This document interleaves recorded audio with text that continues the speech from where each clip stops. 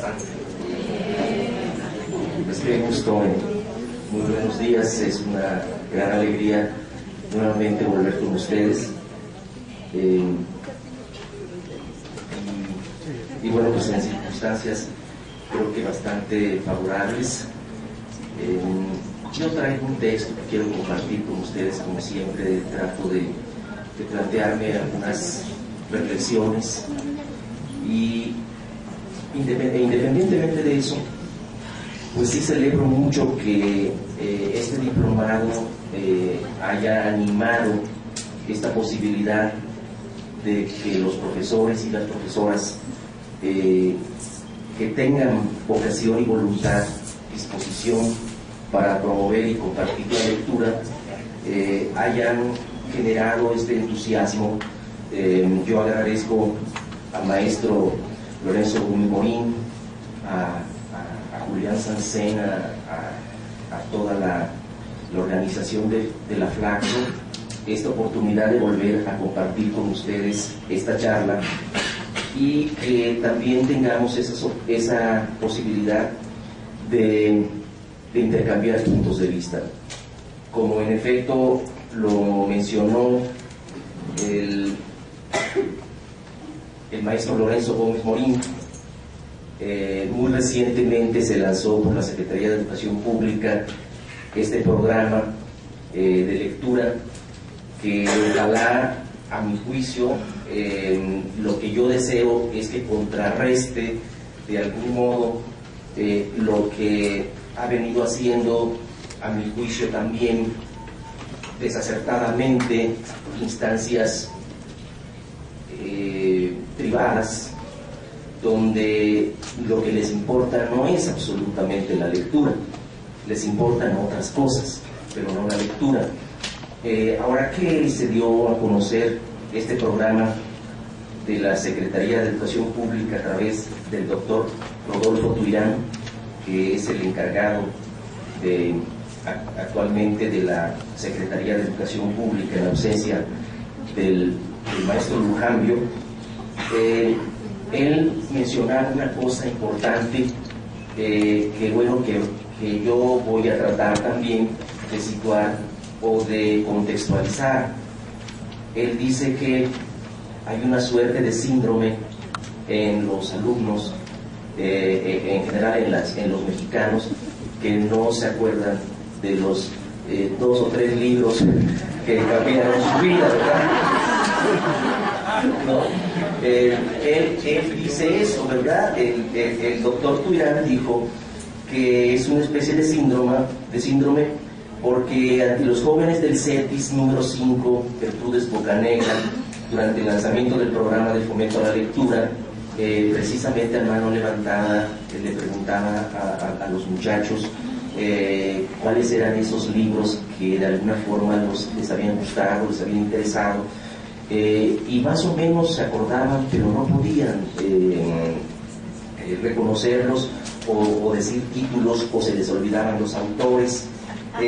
Entonces esto también tiene que ver, creo yo, con la misma forma en que se ha estado trabajando el fomento de la lectura, es decir, o más bien como ha procedido el sistema educativo, donde como los libros se convierten en una obligación, lo que uno quiere es olvidarse de ellos, ¿no? En realidad eso es lo que revela, y revela también, como alguna vez dice en una novela la escritora Debra Jacobs, describiendo a alguien que todos conocemos, que cuando uno se siente acorralado siempre menciona la Biblia, ¿verdad? Porque ahí no hay pierde, ¿verdad? Es decir, claro, aunque nunca lo haya leído,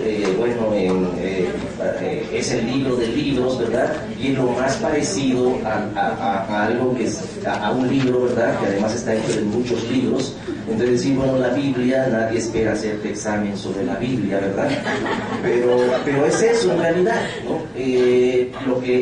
A lo que estamos enfrentados es a una situación donde la lectura se ha convertido, por un lado, en una moda, en el caso del Consejo de la Comunicación, planteado como con personas que son evidentemente no lectoras, que quieren promover o que quieren hablar en este caso ser portavoces del libro, cuando uno sabe perfectamente que podrían ser portavoces de cualquier otra cosa menos de la lectura, ¿no?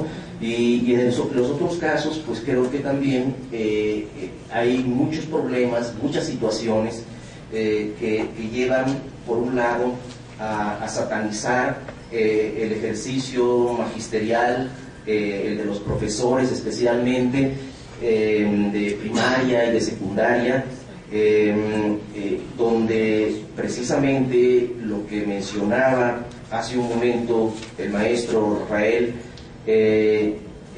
películas como esta de Panzazo, ¿verdad? Donde personas que por otro lado son muy cuestionables sus méritos incluso éticos, están planteando una ética de la educación, ¿verdad? Entonces creo que también hay que valorar esto en su justa dimensión. Voy a leerles un texto que creo yo que plantea las ideas que les he estado adelantando, y después de eso platicamos, y créanme que me siento muy honrado, me siento muy contento de nuevamente compartir con ustedes estas reflexiones. Para mí el público que realmente tiene interés y tiene sentido, con el que tiene sentido platicar todo esto, es con ustedes, los profesores, que son los mediadores naturales en situaciones en las que vamos a ver por qué razón son los profesores los que tienen que plantearse la cuestión de la lectura como algo fundamental en su vida.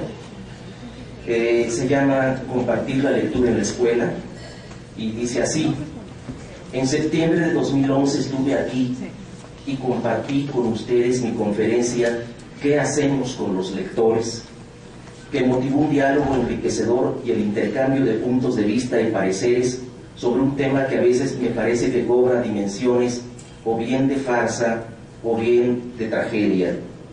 Yo lo que deseo es situarlo en el justo nivel de la realidad.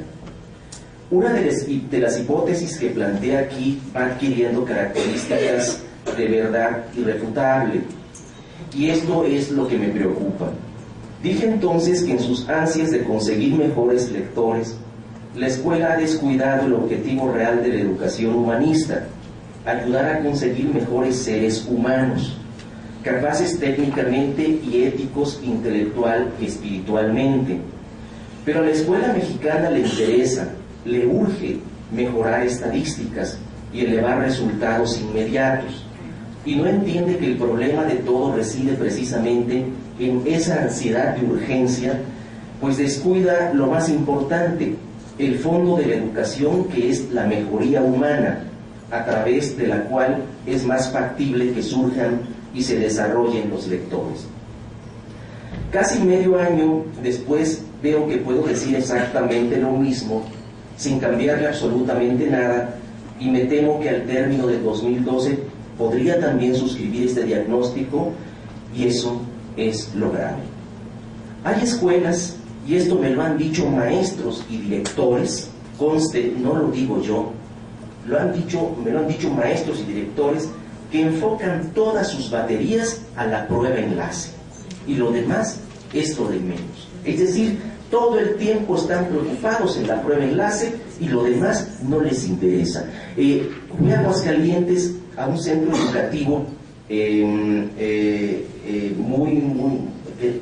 muy interesante, el proyecto que hace un centro educativo privado, que hace inclusive una feria del libro, que es inédito, digamos, un centro educativo privado, una escuela, una feria del libro, donde durante una semana los profesores no dan clase.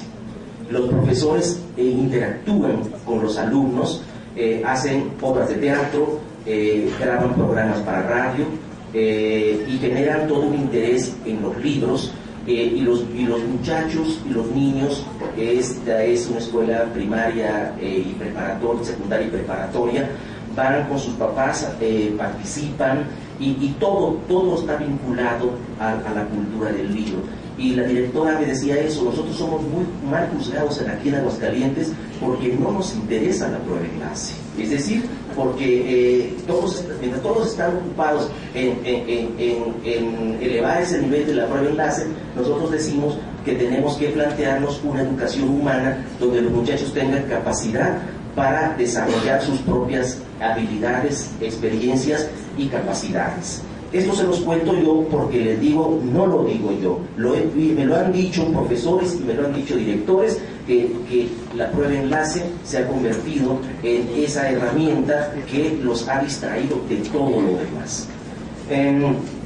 Pero como no venimos aquí a repetir los mismos argumentos, sino más bien a tratar de comprender por qué estos argumentos siguen invictos, intentaré articular otros puntos de reflexión que inciden en esta inercia, para plantear después algunas ideas que nos lleven a compartir la lectura en la escuela, más allá de estas absurdas situaciones burocráticas más que educativas que ya parecen atávicas.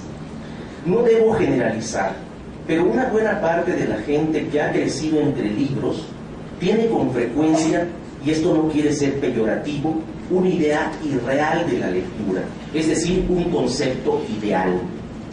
Al idealizar la lectura, estas personas piensan que leer no entraña ningún problema de condición social, disposición, temperamento o actitud, pues todo el tiempo ellas han estado rodeadas de libros y de personas que leen, sean sus abuelos, sus padres, sus tíos, sus hermanos, etc.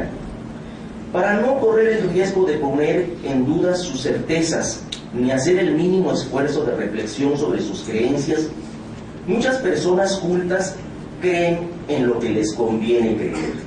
Siendo así, no pueden creer de otro modo, o para decirlo más exactamente, su pensamiento está vinculado al entorno ideal en que crecieron, en el que se formaron satisfactoriamente y que por supuesto no es de ningún modo el entorno en el que se desarrolló y se desarrolla la mayor parte de la población mexicana, sin bibliotecas en casa, sin padres lectores, sin hermanos lectores, sin familiares lectores, sin amigos lectores, en otras palabras, sin pasado cultural libresco. Que conste, no hablo mal de las personas de cuna lectora, lo que digo es que a veces no entienden por qué ellos sí leen, y leen muy bien, y les interesa mucho la lectura, y no comprenden que los demás no tengan interés por la lectura.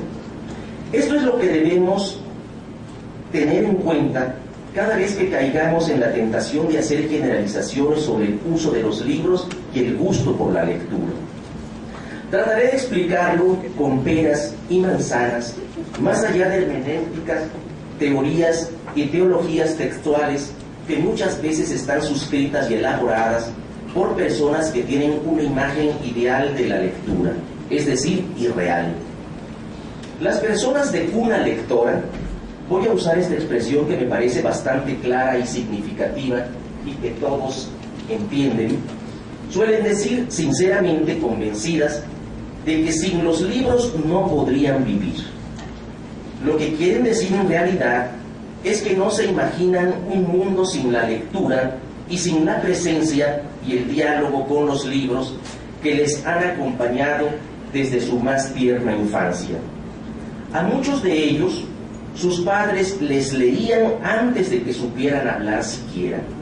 Y ese ejercicio aparentemente sin importancia marcó sus vidas, porque desde entonces alguien compartió con ellos la lectura y les descubrió que había caminos placenteros sobre una página llena de signos que luego de descifrar les mostraban aventuras, otros mundos, otros pensamientos, personajes reales y de la imaginación, otras verdades, otras ideas, y con todo ello el mundo personal e íntimo se ensanchaba y los dejaba con la boca y con la cabeza abiertas. Caso contrario, el de las personas que no provienen de cuna lectora, como es mi caso y como es el caso de muchas personas. Estas tienen que vencer múltiples obstáculos para llegar a los libros, y ya habiendo llegado, saben también que los libros son importantes, pero no pierden de vista tan fácilmente una certeza que la realidad les dejó como una marca. Saben que pueden vivir sin libros, como vivían antes, porque saben también que hay millones de personas en el mundo que no leen ni los necesitan. Y cuando digo que no los necesitan, pido por favor que no se me malinterprete, cosa que han hecho algunos lectores que demuestran que saben leer más en sus propias ideas que en los textos que dicen que leen. Cuando digo que esas personas no los necesitan, no me refiero a que los libros como instrumentos no sean necesarios para la superación intelectual y espiritual de cualquier ser humano, sino que en el caso particular de los que no leen, esos objetos, esos instrumentos que son tan valiosos para los lectores, no forman parte de sus necesidades. Creo que esto es muy claro, y los únicos que no lo entienden son aquellos que no están dispuestos a leer, sino en sus propias convicciones. Yo he dicho una y otra vez que para que los libros nos interesen, tienen que ser necesarios para nosotros, como el agua, como los alimentos. Es decir, mientras no tengamos esa necesidad, los libros no significan absolutamente nada. Pongo un ejemplo muy simple, pero indicativo y revelador, y ustedes disculparán que lo haga, porque yo les dije la otra vez que el puro ya está cercano a la vejez, cuando para todo argumento cita un ejemplo. El técnico que se ocupa de dar mantenimiento a mi computadora, siempre que llega a mi estudio se asombra de la cantidad de libros que me rodean, y un día, no pudiendo aguantar su curiosidad, me dijo: oiga, si no es indiscreción, ¿ha leído todos esos libros? Le respondí: no. Todos los libros de mi biblioteca suman aproximadamente unos 10,000. De ellos habré leído poco más de un tercio, es decir, unos 3,500, no más de 4,000. Me respondió: uy, de todos modos son un chorro, yo solo habré leído 4 o 5. Le expliqué que había leído ese número de libros sobre todo por razones de gusto, pero también porque mi trabajo siempre ha tenido que ver, desde los 20 años de edad al menos, con los libros y con la lectura. En su caso, en cambio, lo importante está en conocer y dominar lo relacionado con el software y demás maravillas de la informática, de las que yo sé muy poco. De ahí que mi computadora, si sufre un desperfecto, lo busque a él. De ahí que si mi computadora sufre un desperfecto, yo lo busque a él con urgencia para que la repare y yo pueda seguir trabajando. No quise ser indiscreto a mi vez, preguntándole cuánto ganaba mensualmente en promedio por este oficio especializado, en el cual siempre él anda muy solicitado. Tal vez no lo hice en parte por el temor a sentirme frustrado. ¿Qué tal que me revelaba que él, con sus 4 o 5 libros leídos a lo largo de su vida, gana más que yo, a pesar de mis 3,500 lecturas? ¿Entienden todos hacia dónde voy? No juzgo a las personas por los libros que hayan leído o dejado de leer, sino por su capacidad para ayudar a resolvernos la vida y a resolver la propia. Hasta los que han leído más libros que yo, o sobre todo ellos, los conozco, se muestran ansiosos, angustiados, llorosos, temblorosos cuando se les descomponen sus computadoras. Uno podría decirles: qué bueno que te descompuso tu computadora, ahora sí podrás darte un gran banquete con todos los libros que te están esperando en tu biblioteca. Pero eso sería como burlarse de ellos, y por supuesto así lo entenderían, que uno se burla de su desgracia informática. Yo hubiera podido alarmarme ante la confesión del especialista en el soporte técnico de la computadora y concluir que si no había leído una buena cantidad de libros, debería por fuerza desconfiar de sus capacidades para arreglar el desperfecto de mi máquina, pero yo tendría que estar loco para tamaña conclusión. Pues lo cierto es que sus capacidades en esa tarea tan especializada poco o nada tienen que ver con que haya leído algunos o muchos libros. Él sigue trabajando, muy solicitado, como ya dije, y ganándose la vida sin que sienta necesidad, entiéndaseme, sin que sienta necesidad de leer otro libro después de los 4 o 5 que ha leído. Yo, en cambio, sigo aumentando mi récord de lectura, no porque vaya a competir en los Guinness, sino porque ya no puedo dejar de leer y porque en la lectura me va la vida. Lo que hago está tan estrechamente vinculado al hecho de leer libros que ya ni me cuestiono qué sería de mí sin libros. Hay dudas menos metafísicas que me asaltan de pronto. ¿Qué sería de mí sin hígado? ¿O sin riñones? ¿O sin un pulmón? Sí, a veces con dolencias menos extremas, pero severas o muy molestas, ni me acuerdo de los libros. O estos pasan, se los puedo asegurar, se los juro, a un segundo plano. Gente culta, cultísima, ávida y lectora, incluso muy saludable, no piensa en los libros como su primera preferencia en la vida. ¿Por qué? Porque los libros son, entre otras muchas cosas, una parte de sus intereses y no todo su interés. Les resultan tan cotidianos lo mismo que otros satisfactores y no se imaginan que tengan que echar por delante su necesidad lectora a cambio de otras cosas. Pongo un ejemplo. Leyendo las cartas de la gran escritora estadounidense Edith Wharton, autora de una novela preciosa que se llama La Edad de la Inocencia, que también se hizo película, y de un ensayo precioso que lleva por título El vicio de la lectura, me entero por ella misma que Edith Wharton tenía 3 pasiones en su vida.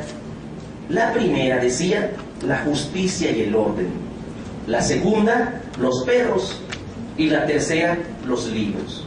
Y vaya, si era apasionada de los libros, pero no estaba en primer lugar su preferencia por los libros. Volviendo al técnico informático escasamente lector, tenemos que comprender que los libros en gran medida están vinculados a nuestros oficios y profesiones. Y aunque siempre será grato encontrar plomeros, albañiles y carpinteros que leen, la verdad es que no echamos de menos este asunto ni anteponemos jamás esto al que lean, como un requisito para contratarlos cuando tenemos la necesidad de sus oficios. Lo que deseamos es que hagan técnicamente, eficazmente su trabajo. ¿De qué nos serviría un plomero muy vanidoso que llega diciendo que ha leído 3.500 libros, incluido el más reciente de Vargas Llosa, si cuando se va nos deja igual o peor la fuga de agua que teníamos en el lavabo? Entiéndaseme, y otra vez pido que se lea y se oiga bien lo que afirmo. No estoy siquiera sugiriendo que los plomeros, los carpinteros, los albañiles, los técnicos del software, los electricistas, etcétera, se desentiendan de la lectura, sin más, sino que debemos ser realistas y comprender que la lectura es algo más que un ideal y que nace y se desarrolla en ambientes donde los libros se vuelven una imperiosa necesidad. Por ello mismo, hablando de oficios y profesiones, no es comprensible un ambiente escolar sin libros y sin lectura, sin docentes y sin alumnos que carezcan de interés por lo que les atañe. Los profesores no pueden desentenderse de los libros y de la lectura como sí lo ha hecho el técnico de mi computadora o como sí lo pueden hacer los practicantes de infinidad de oficios técnicos, porque a diferencia de ellos, a los profesores sí les va la vida en la lectura. Es decir, el sentido de su profesión está en gran medida o fundamentalmente vinculado a los libros. ¿Cómo educar en el sentido amplio si los libros no nos resultan necesarios? ¿Cómo formar ciudadanos futuros profesionistas y quizá también profesores sin las herramientas de reflexión indispensables. Así como un escritor no puede funcionar sin libros, un profesor tiene que entender que su ejercicio cotidiano depende de ellos. Un profesor que no lee ni tiene interés por los libros ha equivocado la profesión, del mismo modo que le equivocó el hipotético plomero que había leído 3.500 libros, pero que a cambio no sabía poner soldadura de cobre, soldadura en un tubo de cobre. De esto estamos hablando, de la necesidad, de lo que es necesario frente a lo que es superfluo, de lo que es esencial o fundamental frente a lo que es de alguna manera accesorio o suplementario. Resulta obvio que para un plomero que sabe hacer su oficio, leer a Nietzsche es de todo suplementario, pero no así para un estudiante de filosofía. Es obvio también que para un estudiante de filosofía que ha leído muy bien su Nietzsche, su Kant y su Platón, saber reparar tuberías es del todo accesorio. Qué bueno que supiera hacerlo, pero si no lo sabe, ello no le impedirá realizar su tesis sobre, por ejemplo, el pensamiento irracional en la obra de Nietzsche. En su defensa del derecho a la lectura, Michel Petit ha escrito en su libro El arte de la lectura en tiempos de crisis, un libro muy recomendable de Michel Petit, el más reciente que se publicó en México, que fue en 2010. Dijo ella ahí: nadie debería estar obligado a que le guste leer. Además, nada disuade tanto de acercarse a un libro como esas imposiciones. Que cada quien se sienta libre de preferir las reparaciones domésticas, los juegos de pelota o el póker a la lectura y la escritura. Nos encontramos en el campo de las distracciones socialmente construido, donde las inclinaciones singulares encuentran cómo deslizarse. No obstante, dice Michel Petit, cada persona debería poder experimentar la apropiación de la cultura escrita como algo deseable y posible. Eso es lo que yo suscribo. Es decir, no estamos obligados a que nos gusten los libros, no estamos obligados a ser unos eruditos, no estamos obligados a leer cientos y acaso miles de libros, pero lo que sí tendríamos que tener en algún momento es la posibilidad de poder disfrutar de aquello y luego saber distinguir si queremos seguir siendo lectores o no queremos seguir siendo lectores. Deseable y posible. Estos son los adjetivos que convienen a la lectura en un ambiente general. Sería deseable que los técnicos también leyeran libros, y sería posible si abrimos la cultura escrita también a ellos, en lugar de mantenerla encerrada entre los eruditos y las personas de una lectora. En el caso de la escuela, a lo deseable y lo posible, fíjense, a lo deseable y lo posible que dice Michel Petit, en el caso de la escuela debemos añadir el término necesario. Es necesario que la escuela contribuya a formar lectores. Ni siquiera estoy diciendo que los formen, sino que tan solo contribuya a hacerlo. No estoy diciendo que la escuela, que la obligación de la escuela debe ser formar lectores. Todos sabemos que la función principal de la escuela es dar educación y conseguir formar personas que en sus diversos ámbitos y capacidades puedan luego incorporarse a las profesiones. Pero lo que sí creo es que la escuela sí debe tener en consideración que uno de sus deberes sí es contribuir a formar lectores. Es necesario, es deseable y es posible siempre y cuando el sistema escolar admita que la formación de lectores es también responsabilidad suya y no únicamente de los maestros, a quienes siempre se les hace cargar el muerto, a pesar de que no siempre hay en las escuelas suficientes condiciones para que la lectura florezca. Por lo pronto, el sistema escolar tendría que abandonar sinceramente sus angustias estadísticas y permitir que sin ellas, sin sus coerciones y sin sus presiones, los profesores pudieran compartir realmente la lectura con los alumnos. Además de deseable y posible, ¿por qué es necesaria la lectura y la escritura en la sociedad? Michel Petit destaca al menos 3 motivos.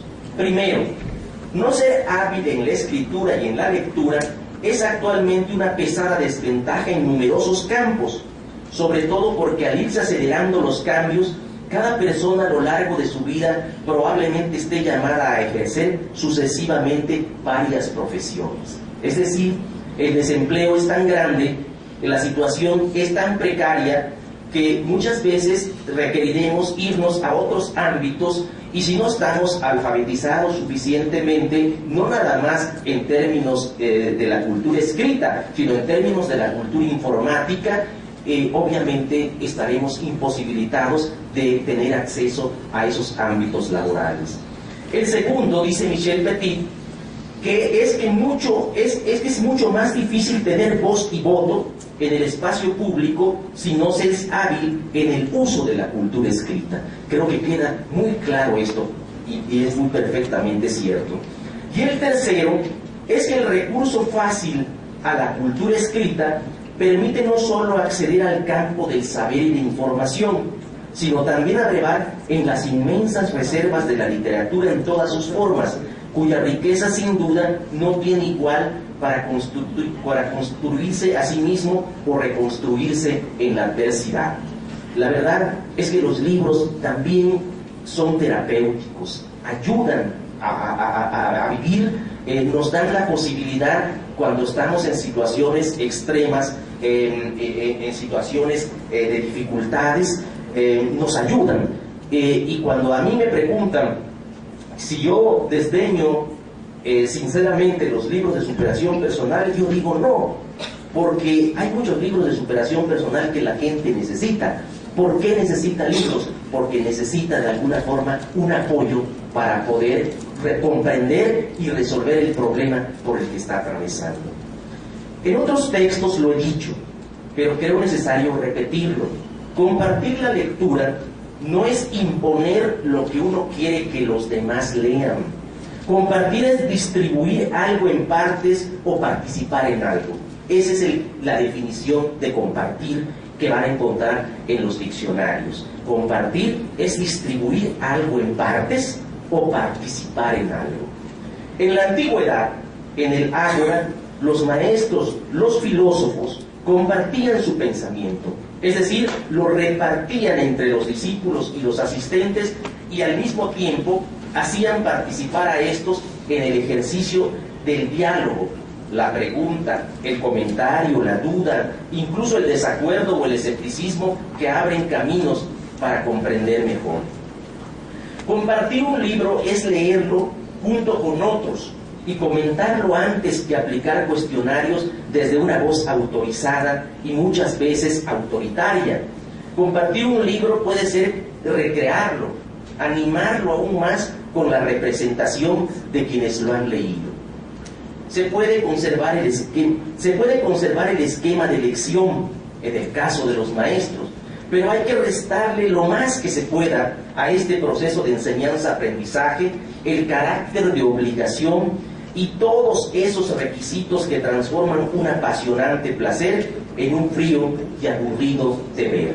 Cuando pienso en lo que dice el doctor Duirán en relación con que los alumnos, los muchachos, no se acuerdan de los libros que han leído, es precisamente porque lo que quieren es olvidarse de ellos.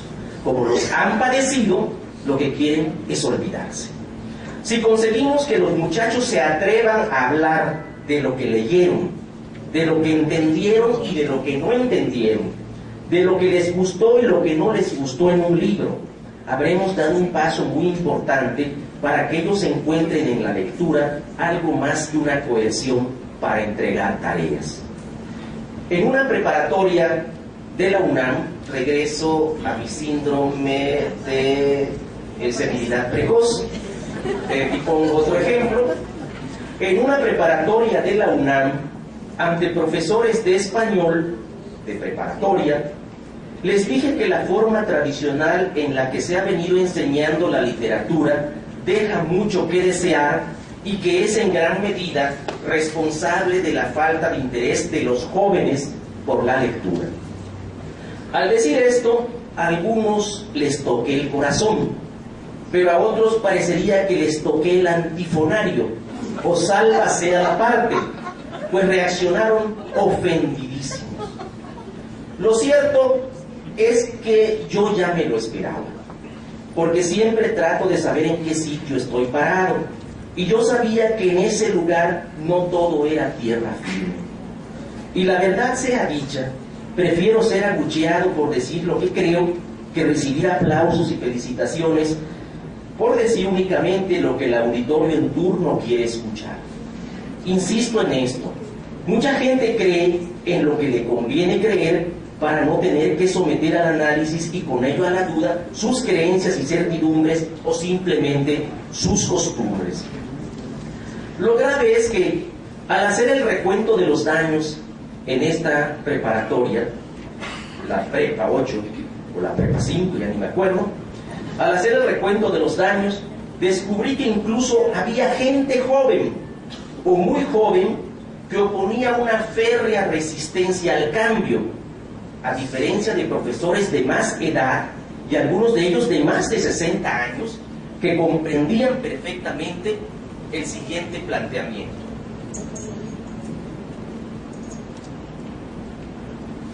Si obligas a los alumnos a leer el libro que tú...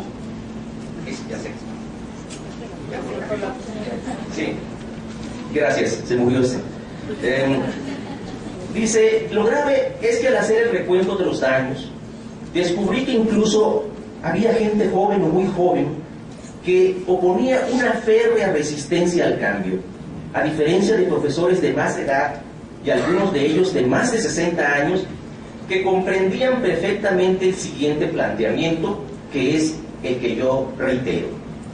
Si obligas a los alumnos a leer el libro que tú, profesor, quieres que lean, sin darles opciones, y si luego los examinas preguntándoles lo de siempre, tema, época, protagonista, personajes secundarios, género de la obra, episodio, climas, anticlimas, desenlace, etcétera, etcétera, simplemente para evaluarlos, no estás formando lectores.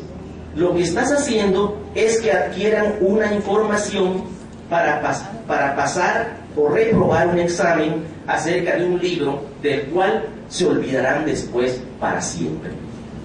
La verdad es que si uno quiere saber de qué trata la Ilíada y la Odisea de Homero, y quiénes son sus personajes principales y secundarios, y en qué época ocurre el relato, no hace falta leer esos libros. Toda esa información está en las enciclopedias, en los manuales de literatura y por supuesto en Internet.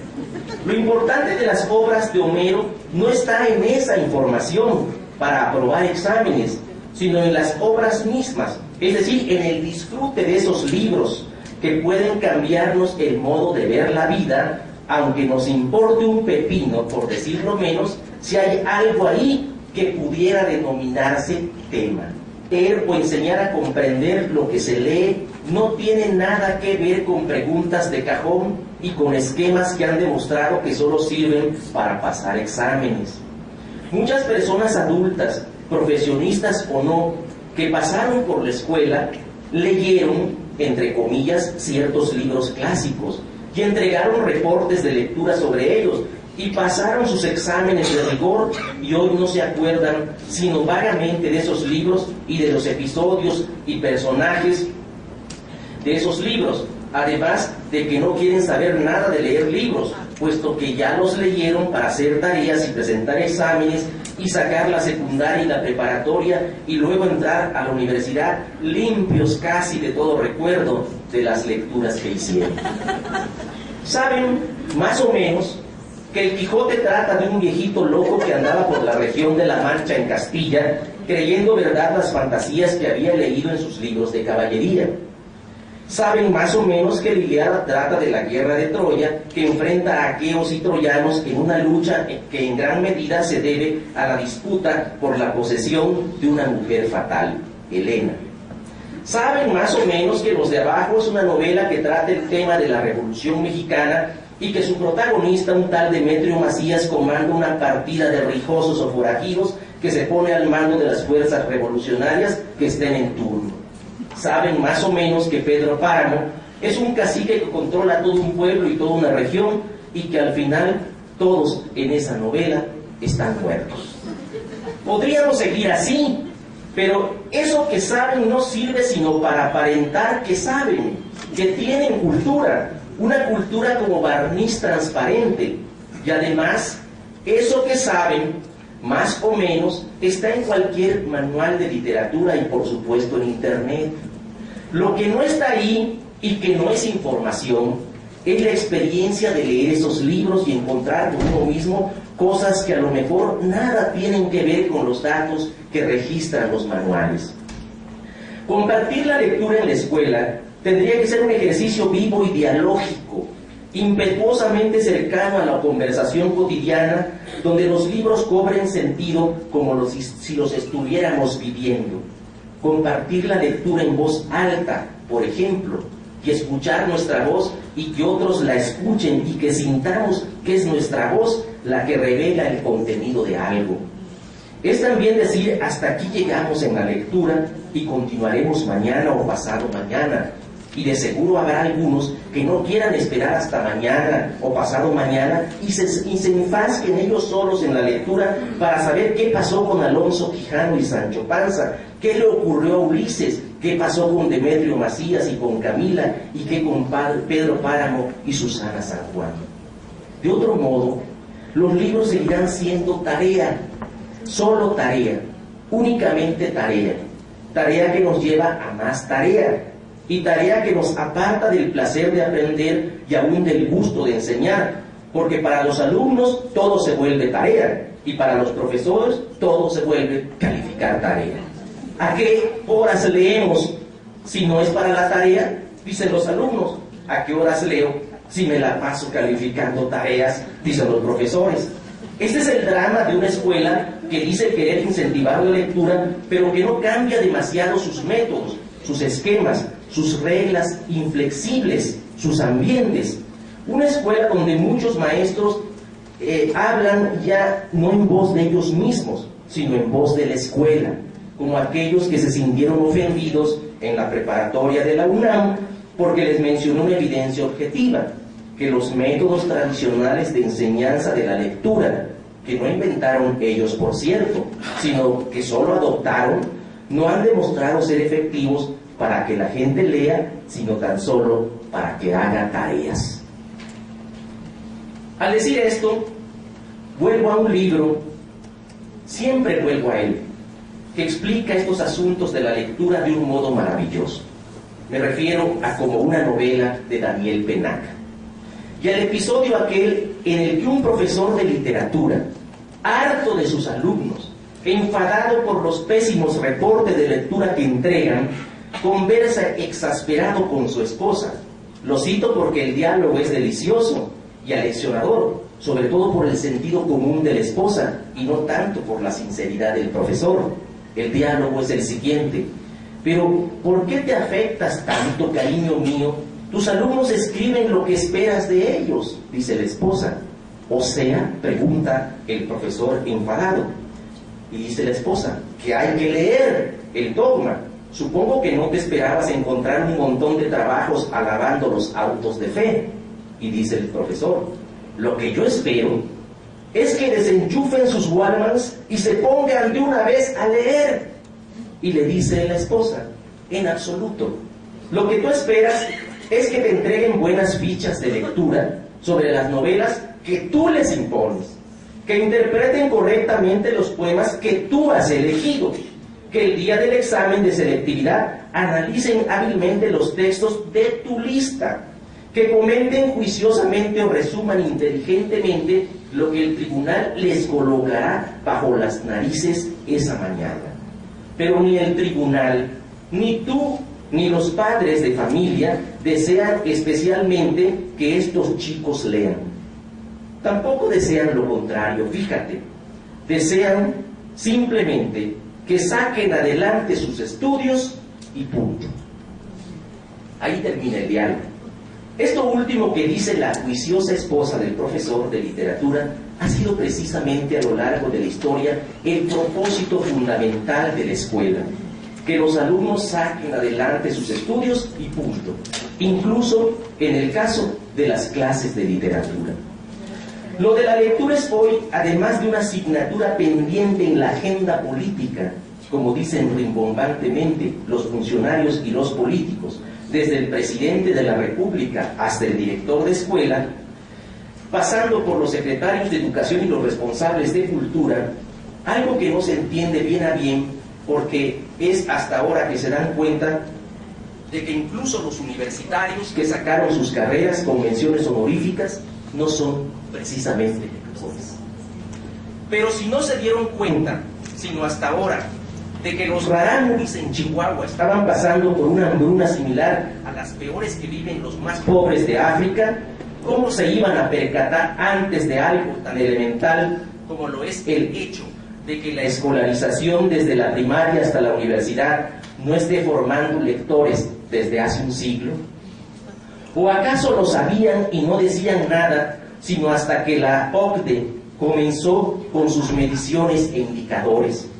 Lo planteo de otra forma. Tal vez sí lo sabían, pero se hicieron de la vista gorda mientras no les apretó el zapato.